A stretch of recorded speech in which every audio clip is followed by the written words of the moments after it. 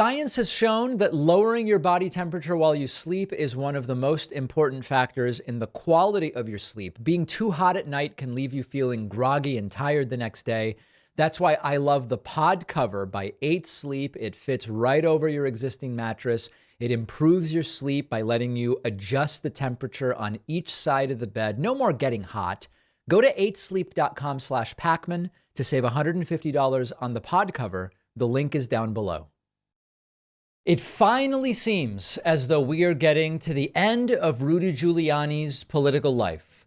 He has now been ordered to pay $148 million in a defamation verdict related to statements related to all of the nonsense surrounding the 2020 presidential election, which Rudy Giuliani pursued at the beck and call of Donald Trump. This is not ending well for Rudy. And you will remember that at one point, Rudy Giuliani was the much respected and much liked mayor of New York City during 9/11, squandering that increasingly over the years by making more and more unhinged statements. A very strange noise there. Until ultimately, he went full MAGA and started working for Trump and got involved in perpetuating lies about the 2020 election. This is where we are today. Reuters reports Giuliani ordered to pay $148 million to Georgia election workers in defamation trial. Rudy must pay more than $148 million in damages to 2 former Georgia election workers he defamed through false accusations that they helped rig the 2020 election against Donald Trump, according to what a jury decided. The jury in federal court in D.C. says Giuliani owes the workers Wandria Moss and her mother Ruby Freeman roughly $73 million to compensate them for the reputational and emotional harm they suffered, and another $75 million to punish the former Trump lawyer and one-time New York mayor for his conduct. Rudy Giuliani making a statement outside of the courthouse, much made, by the way, of the guy to Rudy's right, our left, sort of over Rudy's shoulder, an individual believed to be one of Rudy's lawyers with one of the strangest haircuts we have ever seen, the gentleman looking disoriented and confused at different points during Rudy Giuliani's public statements. Really just a sidebar here, but Rudy saying the entire proceedings are just ridiculous. Take a listen. Of course, there's very little I can say right now. I have to analyze this. Obviously, possibly we'll move for a new trial. Certainly we'll appeal. The absurdity of the number merely underscores the absurdity of the entire proceeding, where I've not been allowed to offer one single piece of evidence in defense. Right. Of which I have a lot. So I am quite confident when this case gets before a fair tribunal, it'll be reversed so quickly, it'll make your head spin. And the absurd number that just came in will help that, actually. Yeah. Rudy's argument that $148 million is so ridiculous based on the facts that it will easily be overturned as soon as they can get this appealed. A reporter asking Rudy, do you regret some of the comments that the women received as far as the jury is concerned as a result of the claims Rudy made? A lot of the argument here is Rudy made claims about these women, and then as a result, they got death threats, etc. And Rudy goes, oh, the comments are terrible, but it just is not my fault. It has nothing to do with me. Do you have any regrets about That's all I have to say. I have. Any regrets about some of the comments that the women received? Hey, we gotta get going.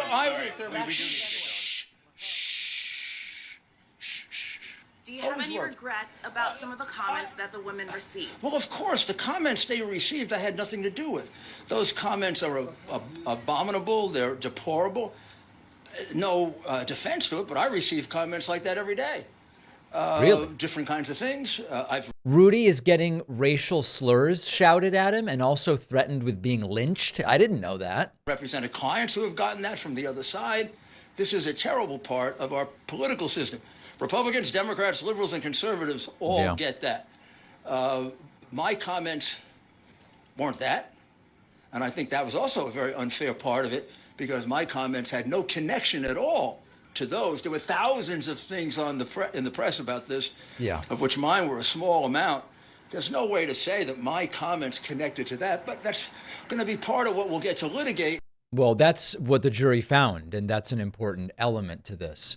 Rudy asked, do you believe the things you said about these two women to have been truthful? That's an interesting question. I believe that what you said about these two women in the wake of the 2020 election was truthful. Do you still believe these claims? Still believe those I have no doubt. I have no doubt that my comments were made and they were supportable and are supportable today. I just did not have an opportunity to present the evidence that we offered. Did you notice we were not allowed to put in one piece of evidence in defense? Do you also realize that liability is not based on any trial?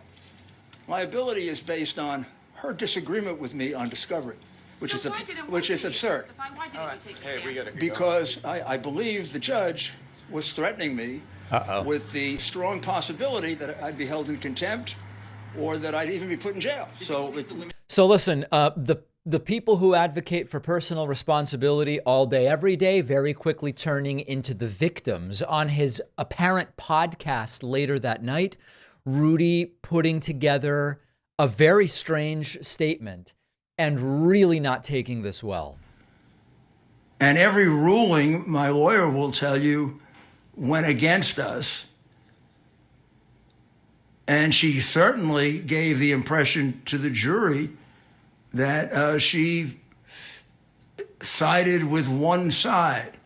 No reason to get into all the interruptions and the help for the witnesses on the other side and the charge that virtually told them to crucify me.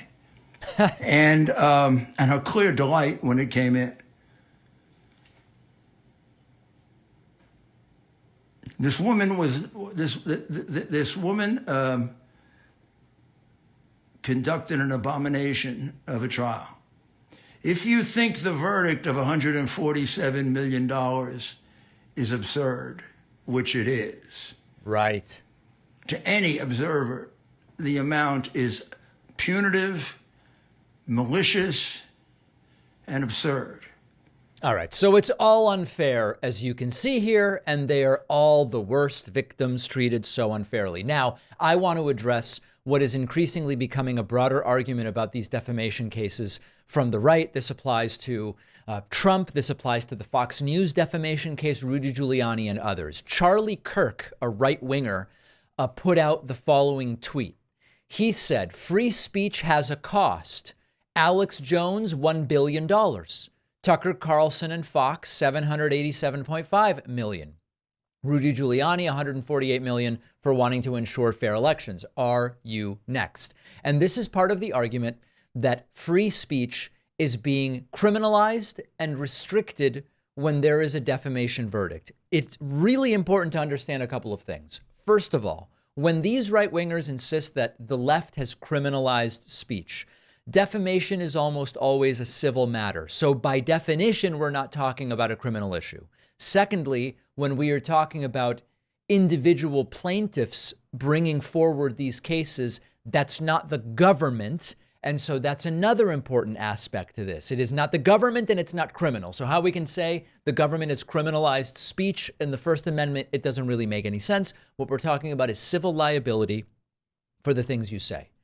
The purpose of a defamation of defamation law is to balance two interests: the right to freedom of speech and the right not to have one's reputation unjustly harmed with untrue statements. And so defamation law, defamation statutes, by virtue of how they are written and with exceptions when you're attacking a public person, and the comments must be untrue and they must have been made publicly and they must be damaging to the individual about which they are, all of those things. Defamation statutes recognize free speech is critical, but it's not absolute, and we have these other rights and responsibilities as well. Many legal systems offer greater protection when you're talking about public figures or matters of public interest. That makes sense. This is the opposite. This isn't, if somebody goes on the show and says, hey, you know what? Even when people make false claims about Trump, which happens all the time, Trump's a public figure. And to say that some random false claim about Trump is damaging to him is not going to pass the sniff test. On the other hand, when Rudy Giuliani, as a public figure, weaponizes his speech, untrue speech against two private individuals, all of a sudden, these defamation statutes are at play. So there is a burden of proof that is there, that is appropriate when it comes to defamation. Speech is not being criminalized through defamation statutes, especially since they are almost always civil. And this is the argument that is part of we are victims. We are victims at the end of the day. Bad day for Rudy. This may be it for Rudy's political career. As the House of Representatives continues to move forward on the impeachment inquiry of President Joe Biden, House Republicans claim that there's evidence. When they're asked for it, they don't have it. But I want to give you a different picture of what's going on in the Republican Senate, among Republicans in the Senate. This is not every Republican senator. I'm sure there are Republican senators out there who don't care that there's no evidence against Joe Biden. But we now have a growing list of Republican senators who are willing to say, I haven't seen any evidence. I just don't know why we would convict Biden on impeachment or why the House would impeach the guy when there is no evidence. Here is Chuck Grassley. This was Chuck Grassley last week admitting he's heard indications, he's heard insinuations, but he hasn't seen any actual evidence. I'm going to take the same position I've taken since 2019, that all I can say is there's some indication of maybe some compromise with China particularly, but I have no evidence of it, and I'm going to just follow the facts where they are, and the facts haven't taken me to that point where I can say that the president's guilty of anything. There you go. Chuck Grassley says people are insinuating things, but I've seen no evidence whatsoever. Well, yesterday, Kristen Welker on NBC News interviewed Republican Senator Lindsey Graham. And Lindsey Graham was asked about the question of evidence. Sure, impeach, imprison, indict, all this great. Do you have any evidence he did anything wrong? Here's what Lindsey Graham had to say. Okay, let's turn to the other big story on Capitol Hill, the impeachment, of course, of impeachment inquiry into President Biden. Your colleague, Republican Senator Chuck Grassley of Iowa, said that he does not see any evidence, quote, that the president is guilty of anything. Do you agree with him? Is there any evidence so far? You know, I haven't really been paying that much attention to it. They have to prove that President Biden somehow financially benefited from the business enterprises of Hunter Biden. We'll see. Have they done it yet, in your mind? If there were a smoking gun, I think we'd be talking about it. But exactly right. If there were a smoking gun, we'd be talking about it. And they have looked into Joe Biden's decades. They haven't even been able to find proof of an unpaid parking ticket. They've got nothing so far. And I think we should all be careful to say, not there is no such evidence. It's they've found no such evidence that they've presented. Could they find something in the future? Sure. Then my opinion would be based on what is found. And of course, here is another Republican senator, Willard Mitt Romney, who last week said there's just no evidence. As you know, House Republicans have signaled that they may vote as early as this week on an impeachment inquiry into President Biden, despite the fact that they haven't shown yet a direct link between Hunter Biden's business dealings and President Biden. Have you seen any evidence that President Biden has committed high crimes and misdemeanors? No. I don't see any evidence of that at all. I think before you begin an impeachment inquiry, you ought to have some evidence, some inclination Isn't that there's been crazy? wrongdoing. You should have some evidence before you start the inquiry. So listen, there's two different things that are going on here. There's what's going on with the Republicans in the House, where they don't seem to care that there's no evidence. They want to impeach the guy. And then you have Republicans in the Senate. Why is this important? It's not just because there are a couple of reasonable Republicans willing to say there's just no evidence. If the House impeaches, remember that they bring forth a trial on which the Senate votes. If you can't even find Senate Republicans who seem to think there's evidence, it is a foregone conclusion that you are not going to get a conviction in the Senate. House Republicans may not care because they may be determined to get an impeachment on the record. They see it, I believe, as advantageous to them for 2024. The idea being, if we can impeach Biden, even if he's acquitted, voters will then be choosing between two candidates who have been impeached rather than only Trump having been impeached. It will somehow level the playing field. They appear to believe it will help Donald Trump. Whether that's true remains to be seen. But at least some Republicans in the Senate are willing to say the obvious truth. We don't have any evidence that this guy did anything wrong.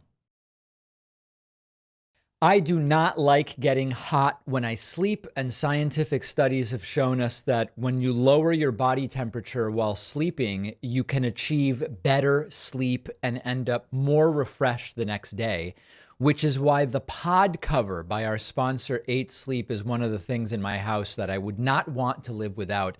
This is super easy because the pod cover just goes on your mattress. You can set the entire thing to one temperature, or you can set one side to a different temperature than the other side if you have different preferences potentially. And it can also automatically adjust the temperature for best sleep based on your sleep cycles and the temperature of the room.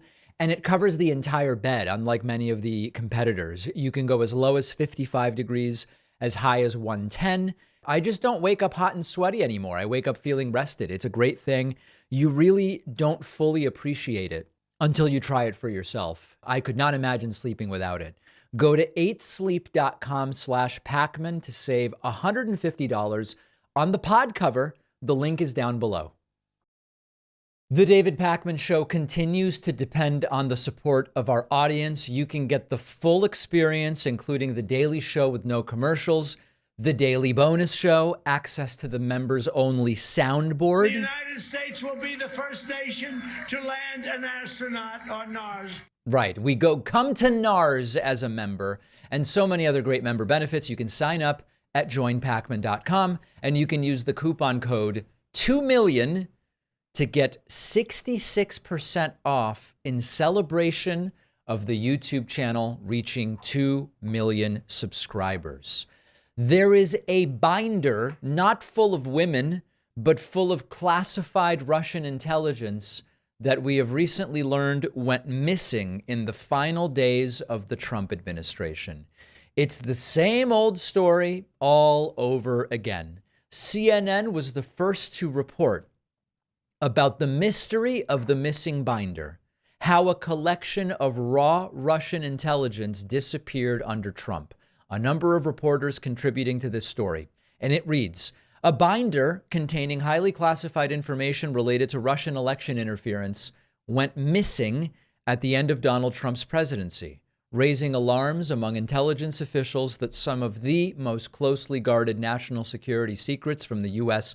and its allies could be exposed, sources familiar with the matter told CNN. Its disappearance, which has not been previously reported, was so concerning that intelligence officials briefed Senate Intel Committee leaders last year about the missing materials and the government's efforts to retrieve them. In the 2+ years since Trump left office, the missing intelligence does not appear to have been found. What is in there? The binder contained raw intel the U.S. and NATO allies collected on Russians and Russian agents, including sources and methods that informed the U.S. government's assessment that Putin sought to help Trump win in 2016. Listen to this. The intelligence was so sensitive that congressional aides with top secret security clearances were able to review the materials only at CIA headquarters, where their work scrutinizing it was itself kept in a locked safe, meaning notes about this material were kept in a locked safe. And this disappeared in the final days of the Trump presidency. Now, we are in the speculation phase as to what happened here. But any normal person, knowing everything that Trump's been accused of, everything we know about Trump, the recordings waving around classified documents, any normal person, if you go to them, a 10-year-old, if you go to them and you say, hey, this guy who's known for taking classified documents to his house, in the last few days he was president, a binder full of classified information went missing. And by the way, the binder contained intelligence information that confirms a story Trump sought to deny for years. Where would you guess the binder went? Any 10-year-old with a good head on their shoulders is going to say, oh, Trump or someone around him took the documents, obviously. Okay, now, we don't know that to be true at this point in time. It's been 2 years and they haven't found the documents. Have they been shredded? Are they, did Trump flush them down the toilet? Low flow toilet, so he's got to flush 10 to 15 times. We don't know the answer at this point in time, but it is yet another element of this story. And the big picture story is Trump takes documents, Trump gets rid of documents that are disadvantageous or inconvenient to the story that he is trying to push. Will we ever figure out where this binder went? I have no idea. This document could, we're talking about paper. This stuff could have long been burned or flushed. We don't know. But at the end of the day, it should concern everyone, not only the people who are not Trump supporters. It should concern everyone. Number one, that we had a president in office willing to do these things. But number two, that once again, the checks and balances and so many of the systems that are in place, they never accounted for a presidency from a guy like Trump who would flout the checks, balances, norms, and procedures in a way that apparently the founding fathers never imagined. So that's really the big story here. And I guess we're continuing to look for that. One other note about this from the CNN article. Cassidy Hutchinson, one of Mark Meadows' top aides, testified to Congress and wrote in her memoir, she believes Meadows took home an unredacted version of the binder. She said it had been kept in Meadows' safe. She saw him leave with it from the White House, saying to the January 6th committee, I am almost positive it went home with Mr. Meadows. Now, a lawyer for Meadows denies he mishandled anything, didn't specifically address that binder. This raises more questions, not only about Mark Meadows' possible involvement, but arguably even more so as to how many copies of these documents they are, documents that supposedly weren't supposed to be copied, but it's the Trump White House. Anything went, anything goes, anything could have happened. Will we ever find it? I don't know. Let me know in the comments. We are continuing to follow the descent of Roseanne Barr. She's apparently a comedian, they tell me, into what appears to be quite literally madness, a state of psychosis. She spoke at this Charlie Kirk event over the weekend. Now, I went back and forth as to include many clips from this event in today's show or not, and I'm not including many clips from this event. But Charlie Kirk from Turning Point USA had an event. Patrick Bet-David, whose program I appeared on, he spoke there. It's a whacked out event, completely whacked. And Roseanne Barr, she seems impaired. It's always a little bit fraught to speculate. Is this alcohol? Is this drugs? Is this the mixing of psychiatric drugs with some kind of recreational substance? We just don't know, but she seems extraordinarily impaired. And the more she spoke, the quieter the crowd got. You'll hear that her earlier in this clip, we're going to look at about 70 seconds here. At the start of this clip, the crowd seems almost into it. As she continues, the crowd gets quieter and quieter, and you'll notice that you can almost hear a pin drop in the room as she's at the end of these mad woman rantings. Listen to this. Wait, a bunch of losers that never know how to get a job. I don't care about them. If we don't stop these horrible communists, do you hear me? I'm asking you to hear me. Yeah. Remember, she's a comedian. Stalinist. Oh boy. Communists with a huge helping of Nazi fascists thrown in. Oh boy. These are communist Nazi fascists. Quite an overlap, huh? Plus, wanting a caliphate. Now they're quiet. To replace every Christian democracy on earth now occupied. Do you know that?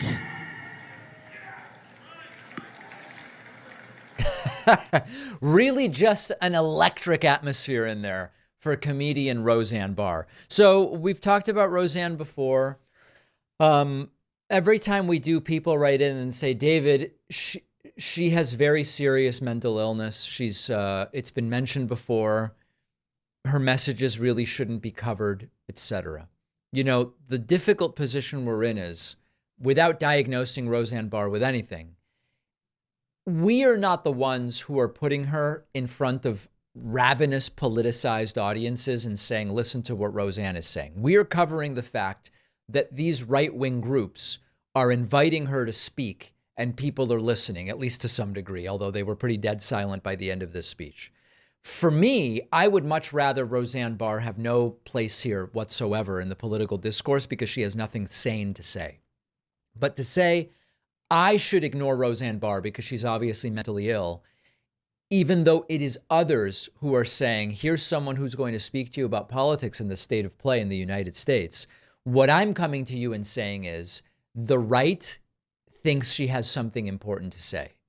Conventions are booking her to speak to audiences. And if indeed these are the rantings of someone suffering from severe mental illness, the irresponsible thing would be to put her in front of crowds and say, she's going to tell you the way things should be.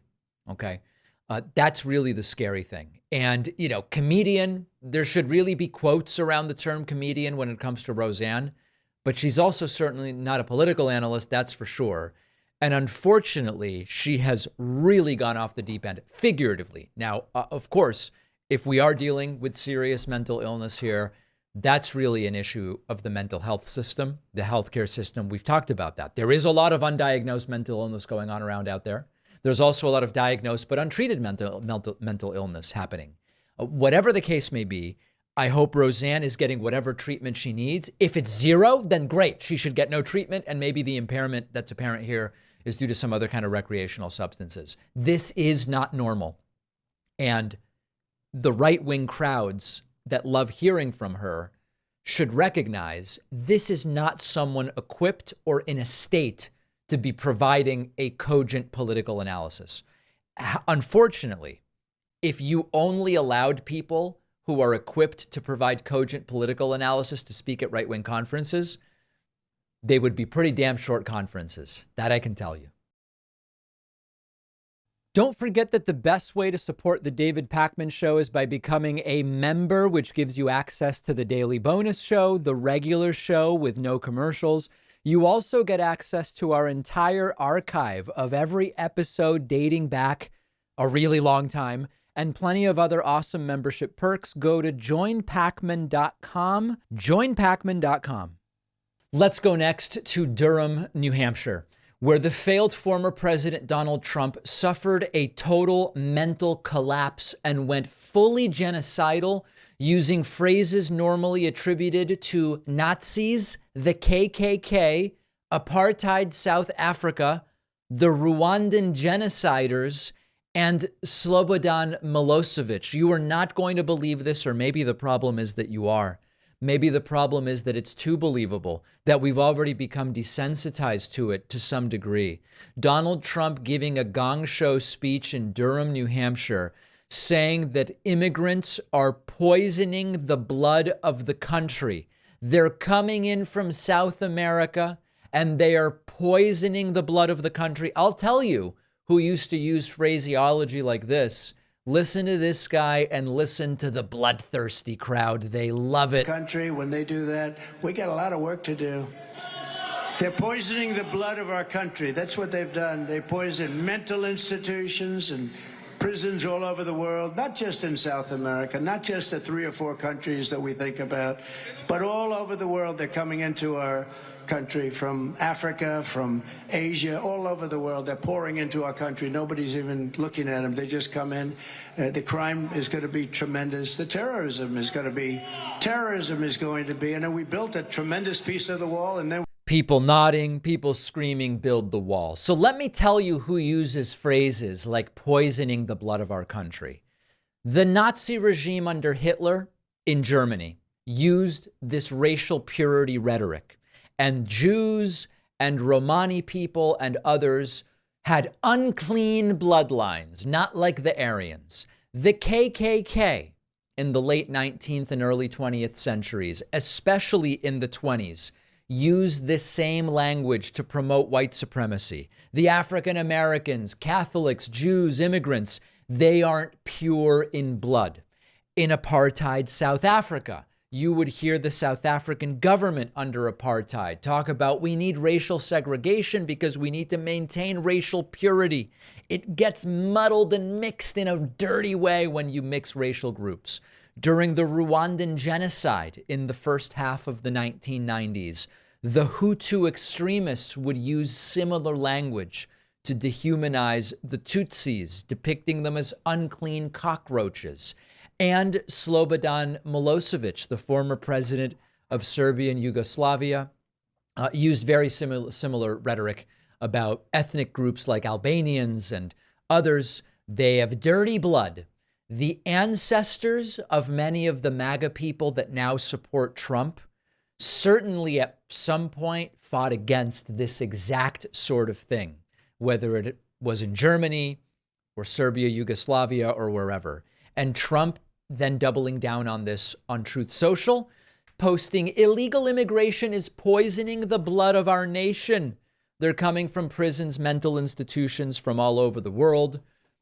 Without borders and fair elections, we don't have a country. Make America great again. Full on genocidal rhetoric. Trump then switching to something he knows very little about, talking about wind turbines. He doesn't like immigrants, and he doesn't like wind turbines. By the way, you know, the one thing about climate, so we fight like hell, and they put up all these windmills all over the place that if you add the cost of rebuilding, and they're all rebuilt, you know, in China. They're all built in China and Germany. And they said, let's assume you're a big believer in this. They send big fumes in. So you add it all up, and it's terrible. You can't get rid of the blades. They only last 10 years. The energy is the most expensive. Look at this Gish Gallop, by the way. How many claims is he making? This is wild. 10 years. The energy is the most expensive energy you can do. They kill all our birds. If you want to see a bird cemetery, go under a windmill sometime. You'll see birds like you never saw. If you love birds, you'll start to weep. But it's just the craziest thing. They ruin our plains and fields. They're killing our whales. You know, the whales are coming in. I think we had one whale come in 50 years. This year we had like 12. It came in. The whale came in. So listen, so many misstatements there. I don't know. Maybe this comes as a shock, but not everything that Trump said there is true. You know, it's all half-truths, and there's some kernel somewhere in there. Lifespan and disposal of the turbine blades, that's a concern. It's getting better every year. We're going to get way better at it if we invest more rather than less. Impact on birds, that's true. I've talked about it before. You can reduce the impact on birds dramatically by painting some patterns on the wind turbines, very cheap to do. And also the impact on animals in general is way smaller from wind turbines than when you have to obtain, refine, transport, and burn fossil fuels, which kills so many different animals. The cost of wind energy, it's actually one of the most cost effective and efficient. It is true that there's a high initial investment in the wind turbines, but that continues to come down, and it's actually not the most expensive. And it all is just kind of nonsense. It's all very nonsensical. Trump continuing, then talking about criticizing Biden about the economy, even though the economy's setting records, and then Trump refreshing his prediction that under a next Biden term, the economy would be really bad. Ban people from coming in that weren't good. The Biden administration is running on the fumes of the great success of the Trump administration. They're just so the good numbers now are still thanks to Trump. Running on the fumes of what we did with the tax cuts and the regulation cuts. Without us, this thing would have crashed to levels never seen before. And if we're not elected, we will have a depression, the likes of which you haven't seen since the Depression of 1929. Now, remember, he makes that threat or prediction after the stock market hit an all-time record high and unemployment is at record lows for this sustained period. Trump made the same prediction before Biden's first term, the 1929 style depression. Didn't happen. So now he's simply making it again. Trump says that the 4 years he was president were the best 4 years he can remember. No, New Hampshire wants a president who will never betray you, who will never forsake you, and who will never sell you out. You're not going to be sold out. And you know that because For 4 years, I was your president, and you had the greatest 4 years that you've ever had. Now, you may or may not recall that Donald Trump's presidency saw some of the greatest job losses of any presidency in history. And then lastly, Trump can't get away from these speeches without at least doing a little praise of dictators. Here he is praising Chinese President Xi for how he ruthlessly controls 1.4 billion people. The whole thing is not believable. Can you imagine President Xi of China, powerful kind of a guy? They hate when I say that. Oh, you're saying nice things now. He controls 1.4 billion people rather ruthlessly, right? Can you imagine when he sees this guy? Trump so proud, so impressed, so enamored with these strongmen dictators. So Trump's speech in Durham, genocidal ambitions, obvious lies, dictatorial promises. And we are now starting to see the dictatorial fantasy trickle down to the MAGA supporters. Let's look at that next. Want to see something scary? How about bloodthirsty Trump supporters cheering for dictator Trump right outside his rally over the weekend in Durham, New Hampshire? We looked at the authoritarian, genocidal things Trump said. Here is the proof that his followers are now falling for it as well. A right-wing host interviewing others at a Trump rally says, how many people support a day one dictator? This is Trump now. I'll only be a dictator for one day.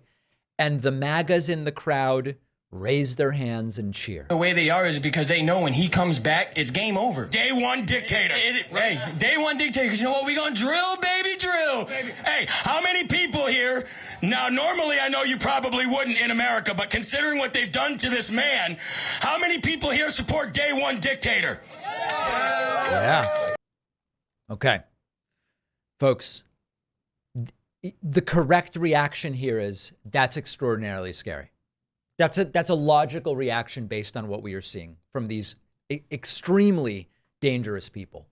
Here's a woman and a man at the Trump rally. This is really weird video. You'll notice the man is like leaning on the woman in an extraordinarily bizarre way. The interview is even stranger, okay? Listen to this. Dara and Doug, who I am told flew from Phoenix, Arizona, all the way to New Hampshire just to see President Trump today. You guys, that is amazing. What brought you here, and why do you love President Trump so much to fly all the way across the country to see him?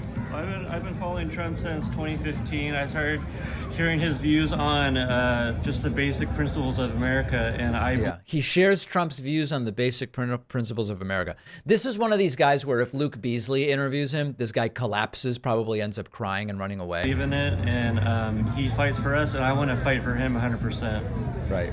Trump hates this guy, I assure you. Amen. Yeah.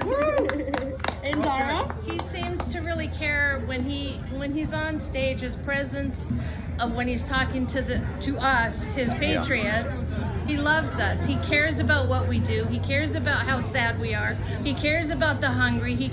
Imagine being so delusional you think Trump cares about any of those things, including yourself. Cares about the fighting and the wars and all this other stuff. And who else can we vote for but Trump, to have a president who stands behind the people of the United States of America, and that's what we need. Amen. Wow. Thank you guys so much. Thank you. I hope you have fun. Welcome to New Hampshire. Delusional. I mean, there's no talking her out of that between now and November. We've just got to find two people who already agree with us and make sure that they're going to go vote.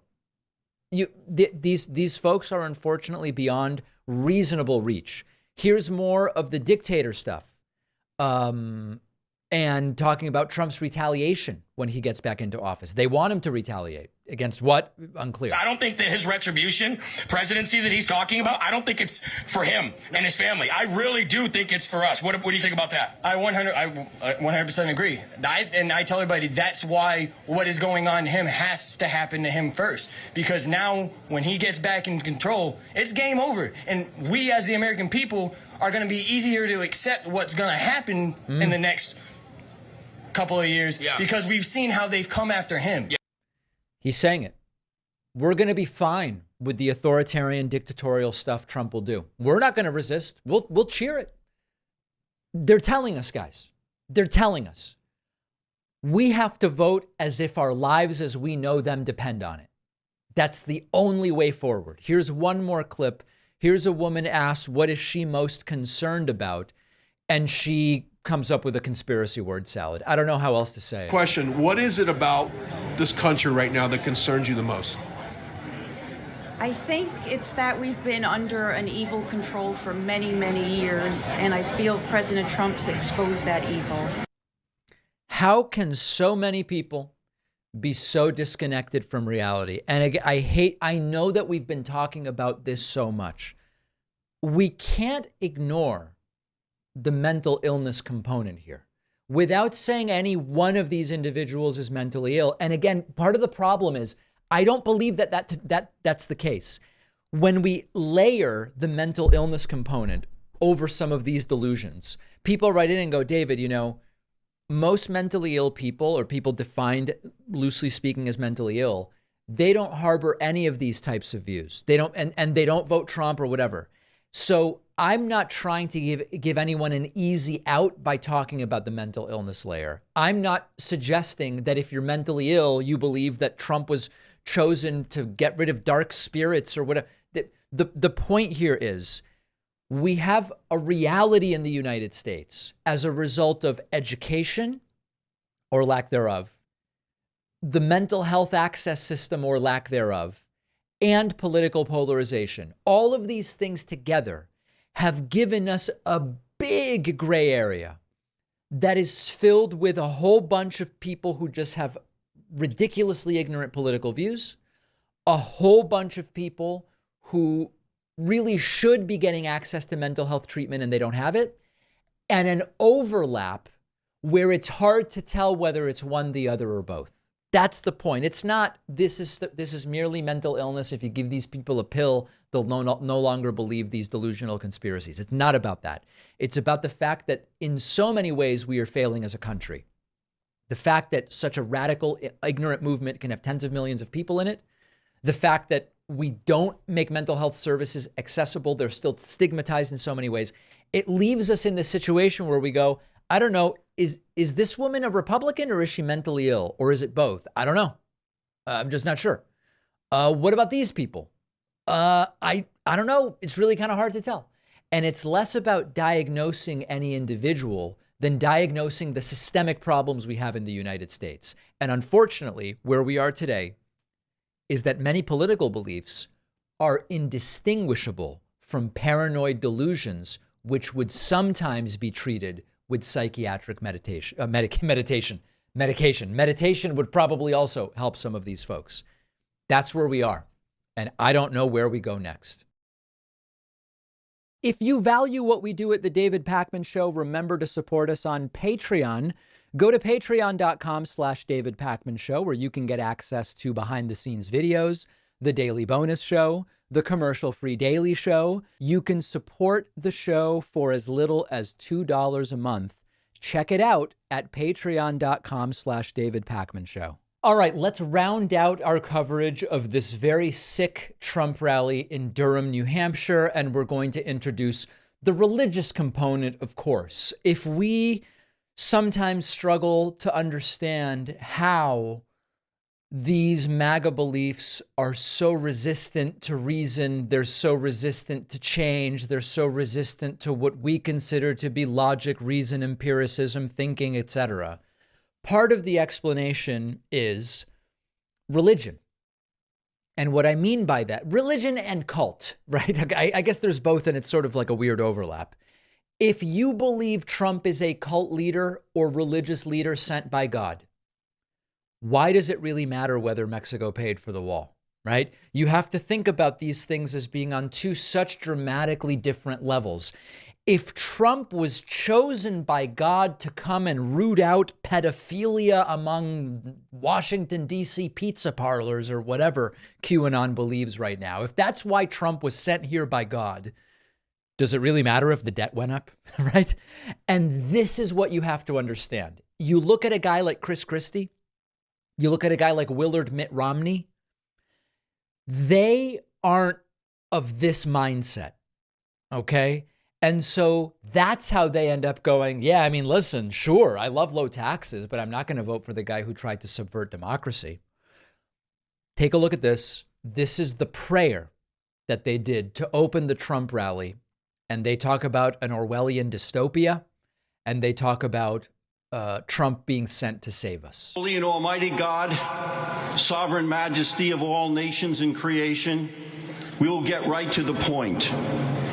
Those of us here gathered today in this place, along with scores of Americans and freedom-loving peoples around the world, know that we are living in days that are unprecedented for the threats to our way of life and very existence. With every passing day, we slip farther and farther into George Orwell's tyrannical dystopia. Do we? We have been lied to, deceived, and seduced by those who would reduce us to serfdom and worse.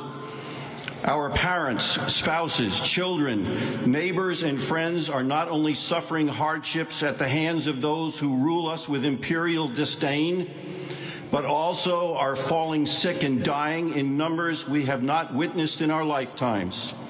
Every day we are burdened by those who have asserted illegitimate authority and unconstitutional lawlessness over us. That's true, but it's not the people he thinks it is. Oh God, hear us. Bless and protect us to this man who will speak to us today. We know what he did for us and how he strove to lead us in honorable ways during his term as our president, in ways that brought your blessings to us rather than your reproach and judgment. We know the hour is late. We know that time grows shorter for us to be saved and revived. Right. We know we cannot, nor do we do alone all that needs to be done. And so we humbly beseech you to come to our aid while there is yet time. God's chosen one, Donald Trump, must save us from George Orwell's tyrannical dystopia and a Joe Biden that rules us with imperial disdain. Totally normal, right? Of course, this is bonker stuff. But if we are to understand how to make sure that these people don't win and that Trump doesn't get back in office to become the dictator he's promising to be, you really have to understand that arguing about the CDC's guidelines on COVID isn't going to make an iota of difference to someone who believes Trump was sent by God and can do no wrong. That is the difference when these right-wingers say, I don't see anybody out there. I don't see boats with Biden flags. I'm not seeing the people wearing the Biden hats. I'm not seeing the people camping out for a week for a Biden rally. There must not be support for Biden. Well, that's the difference. Hardworking middle-class people in Michigan who in November will go and vote Biden are too busy and not cultish enough to go driving around with Biden flags on their cars or whatever the case may be. It's a different world. And many of these Democratic voters that supposedly don't exist, they exist. They just don't base their identity around Joe Biden. Much like, hey, it's going to come November. I'll look at who's on the ballot and I'll vote for the better one. I'm not getting any flags. I'm not getting any stickers. I'm not getting any tattoos. I'm not getting any T-shirts. I'm just going to vote and then I'll go back to living my life. And that's the way most people are operating in the political space, including many Republicans. But this is a cult. And understand that when they see him as a religious deity of sorts, the facts no longer matter. And that's very evident from that insane prayer in Durham, New Hampshire. I told you we weren't going to play a ton of this video from this TP Action Turning Point USA Charlie Kirk event, but I did want to play a couple of clips for you of Donald Trump's lawyer, Alina Habba, speaking. She was introduced as general counsel and legal spokesperson for Save America. That's that pro-Trump PAC. She's also his lawyer. This is so bizarre. Alina Habba said that next year, when Republicans are in power, they're going to be going deep and hard on Democrats. And as she says it, she realizes, what the hell am I saying? I sound like a lunatic. Here she is promising to go deep and hard next year on Dems. But that is what they do. They hide what they've done by going after Trump. Look at the shiny ball, everybody. Don't look at us. Well, they've got 1 year. And then we're going to be looking at them. Deep and hard. And I'll tell The pause there where she goes, wait a second, I just said something absolutely ridiculous. you right now, if I'm in Washington, I'll be relentless too. I guess she's saying she will be part of it in DC or whatever if she works for Trump. That's another little preview of a real dystopia. It's sounding like if Trump becomes president again, Alina Habba might be working at the White House, which is a really scary thing to think about. Now, one other bonus clip, that's kind of the weird thing, deep and hard. What is she talking about? Here is Alina Habba essentially bragging about her own incompetence. Take a listen to this. That got assigned to a Clinton-appointed judge. And what do you think happened? Nobody's heard of the case, right? It's because it's gone. I never met the judge. I never walked into the courtroom. There were probably 50 lawyers representing all of the radical left. Clinton's lawyers, Mook's lawyers, and the list goes on and on and on. Understand, she's bragging about something that was dismissed that she brought because it was so frivolous that it didn't even need a hearing. 1 month. It got dismissed, and me and President Trump got sanctioned $1 million for going against crooked Hillary. You didn't know that, did you? Because it's not what happened. These people are out of their minds. Fake news, folks. Yeah. Fake news. They won't report it. Right. But guess what? We paid that $1 million, and we're going to keep on fighting. I don't know whether they paid the $1 million, but what she's talking about is, I was so incompetent and submitted something so frivolous that it was dismissed without even moving forward. But it's all because the judge liked Hillary or something like that. It was something related to Democrats or whatever. We don't have to imagine what a second Trump term would be like. These are the people. These are the people who would be in positions of power if there were to be a second Trump term. If you like it, then you know how to vote. We have a voicemail number for inquiries, questions, comments, and criticisms. That phone number is 219-2-DAVID-P. Here's a really confused caller who doesn't understand the difference between I reported something and I am supporting the person who I reported about. Let me play it for you, and then it'll make more sense.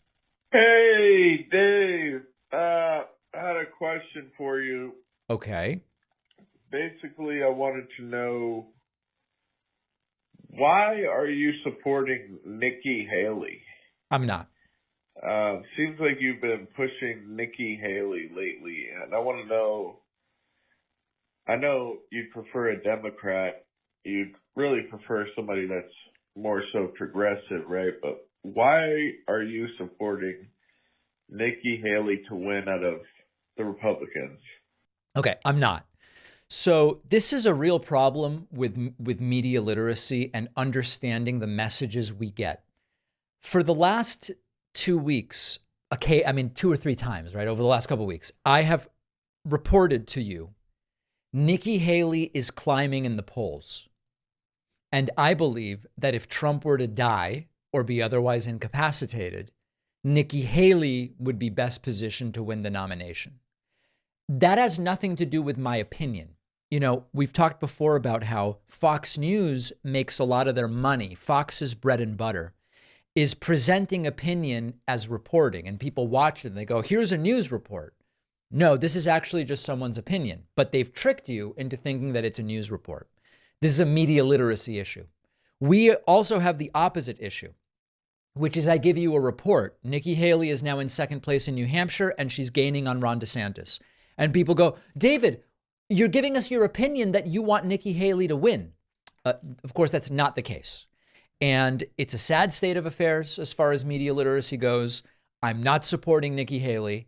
What I am is explaining to the audience that she is gaining in the polls, DeSantis is losing in the polls, and there's every indication that if something were to happen to Trump, Nikki Haley would be the natural second place person to replace Trump rather than Ron DeSantis. I'm not supporting her. If I voted in the Republican primary, I would vote for Chris Christie.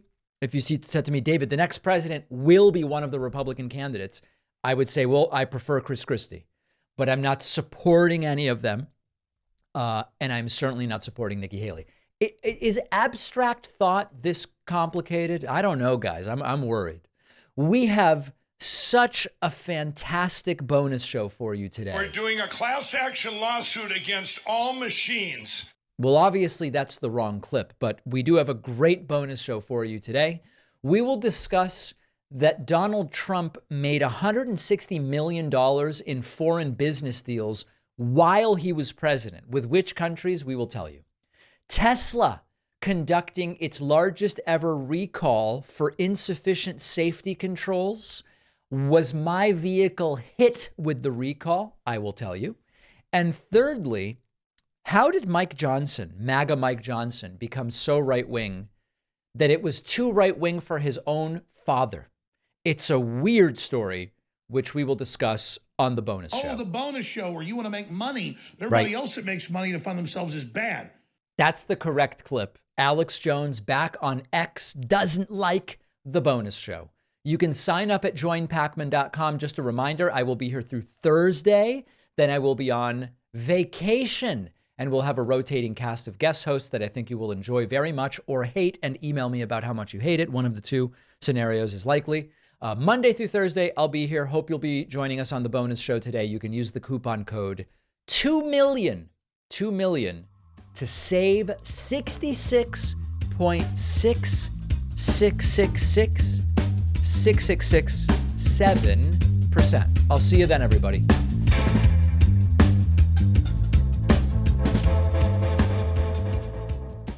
Thanks a lot for watching today's show. I just want to take a second to tell you about today's sponsors. Science has shown that lowering your body temperature while you sleep is one of the most important factors in the quality of your sleep. Being too hot at night can leave you feeling groggy and tired the next day. That's why I love the Pod Cover by 8 Sleep. It fits right over your existing mattress. It improves your sleep by letting you adjust the temperature on each side of the bed. No more getting hot. Go to 8sleep.com/Pacman to save $150 on the Pod Cover. The link is down below.